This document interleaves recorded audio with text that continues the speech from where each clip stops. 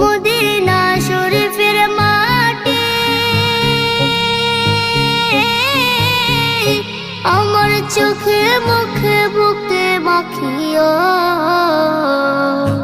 এমন পবিত্র মাটি, এমন পবিত্র মাটি আমার নবীর রওজায়। তোমরা যদি যাও গো মদিনায়, তোমরা যদি যাও গো মদিনায়। ইয়া রাসূলুল্লাহ ইয়া হাবিবাল্লাহ, ইয়া রাসূলুল্লাহ ইয়া হাবিবাল্লাহ। মদিনা শরীফের মাঝে বেহেশতের বাগান আছে ও।